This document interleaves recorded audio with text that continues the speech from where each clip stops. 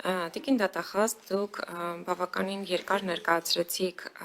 ապօրինի ծագման գույքի եւ համայնքներին վերադարձված տարբեր հողատարածքների մասին։ Ես պրակտիկ եւ երկու օրինակով ուզում եմ ձեզանից հետաքրքրվել, արդյոք այդ գործերի հետքերով գնացել եք եւ արդյոք այդտեղ որևէ կոռուպցիոն բնույթի կասկածահարույց որևէ բան հայտնաբերել եք։ Խոսքս վերաբերվում է ազգային ժողովի նախկին նախագահ Հովիկ Աբրահամյանի տան մասին։ Հովիկ Աբրահամյանի տունը գտնվում էր արգելանքի տակ։ Այդ ոնց եղավ, որ արգելանքը ոնց հանվեց, ոնց վաճառվեց, ինչ հանգամանքներում, եթե դա գտնվում էր դատախազության ուշադրության կենտրոնում եւ իրավապահների կողմից արգելադրված էր։ Երկրորդ, Golden Palace հյուրանոցը, իհարկե նվիրատվությամբ, ես դրա մասին ամեն անգամ խոսում եմ, նվիրատվության ճանապարհով պետությունը վերցրել է 15 միլիարդ 800 եւ այլն դրամով։ Այսինքն այդքան է գնահատվել պետության կողմից նվերի գինը։ Բայց այդ նվերը 2.5 տարի հետո 5 միլիարդ դրամով է վաճառվել,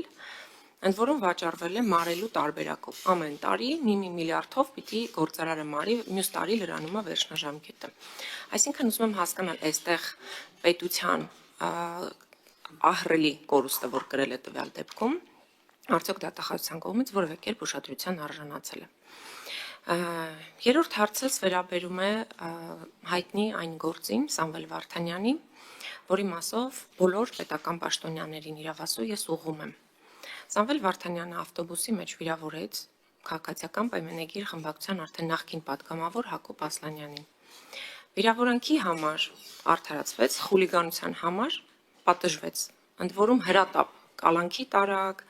հետո դրանից հետո տնային կալանքի ենթարկեցիք Սամվել Վարդանյանին իր վարքի համար, իր ցուցաբերած արարքների համար, բայց Սամվել Վարդանյանին խոշտանգելու, ծեծելու, նսեմացնելու նրա արժանապատվությունը, բռնության ենթարկելու մասով այդ գործը ոչ տեղից չի շարժվում։ 1 տարի քննություն է գնում։ Օրեր առաջ ես նույն հարցը տվեցի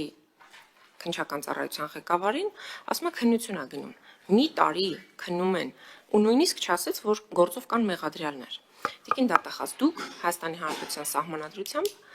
օրինականության երաշխավորն եք բոլոր գործերի նկատմամբ։ Այսինքն այն գործողությունները, որոնք որ իրականացնում է քննչական ծառայությունը, դրա օրինականության պատասխանատուն առաջին հերթին դուք եք։ Իհարկե դուք իրենցից եք պահանջում։ Այնուամենայնիվ, հիմա որքանով է օրինական, որ 1 տարի շարունակ այդ զինված բանդիտները, ովքեր որ մահակներով զինված են եղել, դիմակավորված Երևանի բանուկ թաղամասում հարձակվել են ոստիկանների հսկողության տակ գտնվող քաղաքացու վրա, խոշտանգել ծեծել են ու ոչ մեկ չգիտի ովքեր էին, չեն կարողանում բացահայտել։ Էսա օրինական քննությունը։ Եվ վերջին հարցս, որ էլի ուղղել եմ նաև քննչական ծառայության ղեկավարին, դուք մոտ 1 ամիս առաջ եկաք ազգային ժողով մեր գործընկերներից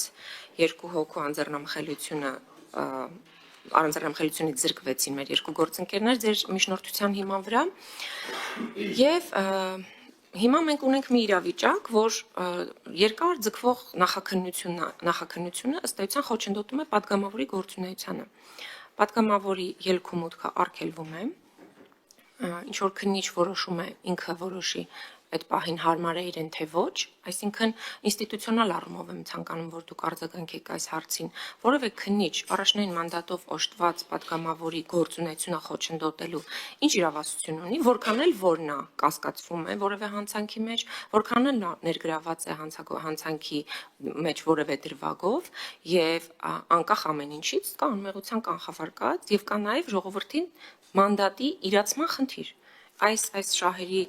Այս դեպքում շահերի բախում չի, բայց բուն իմաստով գործողությունը հենց այդ բախման մասով ես ուզում եմ դուք ինստիտուցիոնալ պատասխան տաք, ինչու կարող է խոչընդոտվել падգամավորի գործունեությունը որևէ քննիչի կողմից։ Շնորհակալություն։ Խնդրեմ գլխավոր դատախազ։ Շնորհակալություն տիկին Թովմասյան հարցերի համար։ Հովիկ Աբրահամյանի տան մասով ընթացիկ վարույթ կամ եւ այդ վարույթի վերաբերել այո 3 տարի։ Այո։ Եվ եթե ձեզ թավարույթի վերաբերյալ որևէ տեղեկատվություն հետաքրքրում է, կարող եք գրավոր դիմելու ստանալ, բայց հաշվի առեք, որ տեղեկատվությունները շատ փակ են եւ ես ավելի քիչ եմ հանդիպում լրատվամիջոցներում նախաքննական գաղտնիքի տվյալների առկայություն, ինչը ինձ ուրախացնում է, դա նշանակում է, որ նախաքննական մարմինները շատ ավելի ուշադիր են իրենց կողմից արկա տեղեկատվությունը, իրենց կողմից մշակված տեղեկատվությունը օրենքով սահմանված կարգով պահպանելու եւ հետագայում արդեն դատարան ուղարկելու փուլում հրապարակելու մասով, ուստի ընթացիկ վարույթ կա, այդ վարույթի մանրամասները բնականաբար չեմ կարող ներկայացնել եւ չեմ ներկայացնել, որտեղ նախաքննության փուլում է գտնվում։ Նվիրատվության մասով կցանկանամ մի ընդհանուր դիտարկում անել։ Դուք նվիրատվություն եզրույթն եք օգտագործում, բայց այստեղ մի կարևոր հանգամանք կա։ Խոսքը պատճառված վնասի կամ հնարավոր վնասի վերականգնման մասին է։ Մենք նմանատիպ իրավիճակներ ելի ունենք։ Օրինակ բոլորովին վերջերս քրեական մեծ վարույթի շրջանակներում մի քանի միլիարդ արժողությամբ գույք կրկին վերադարձվեց պետությանը եւ կողմը գրել էր, որ քանի որ անցել են վաղեմության ժամկետները համաձայն է իր նկատմամբ վաղեմություն կիրառելու եւ ցանկանում է նաեւ պետությանը պատճառված վնասը վերականգնել։ Դրա դեպքում վնասը վերականգնվել էր գույքային արտահայտմամբ։ Ուստի ձեր կողմից նշված իրավիճակը եւս մեխանիկական նվիրատվություն չի, եւ այստեղ դուք կորուստ բառը օգտագործեցիք։ Ճիշտ ասած, այս ընթացքում ես ոչ մի անգամ այդ վճարումների հետ կապված, տարաժամկետ վճարումների հետ կապված կոռուպցիոն դրսևորման չեմ հանդիպել։ Եթե նմանատիպ տեղեկատվություն ունեք, խնդրում եմ մեզ փոխանցեք, որովհետեւ կարծես թե պետգույքի կառավարման կոմիտեն էլ չի ահազանգել, որ վճարումների հետ կապված ինչ-որ ուշացումներ կամ չկատարումներ կան։ Այս մասով չեմ կարող ասել, որովհետև չեմ տիրապետում տեղեկատվությանը հասկանալի պատճառներով, մենք պետգույքի կառավարման կոմիտեի գործառույթները չունենք, բայց մենք կոռուպցիոն ամեն դեպքում ահազանգեր այս իրացման հետ կապված չենք ստացել։ Սամվել Վարդանյանի մասով տիկին Թովմասյան, այստեղ ինստիտուցիոնալ մի խնդիր կա, որը կցանկանայի նաև այդ հարցը բարձրացնել։ Մենք դեռևս չենք ստացել փորձաքննությունների եզրակացությունները։ Եվ այս ձգձգվող փորձաքննությունները շատ հաճախ այդ ինձ ուղղված սուր հարցադրումների պատճառներն են։ Եվ ձեր կողմից նշված վարույթն էլ դեռևս երկու առանցքային փորձաքննություն կա, որի եզրակացությունը ստանալուց հետո նոր հնարավոր կլինի ամբողջական պատկերացում կազմել եւ հարցադրումներին պատասխանել։ Ուստի այս առումով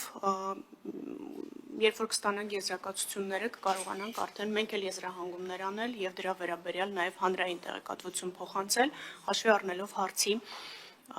կարևորությունը եւ հանրային հետաքրքրությունը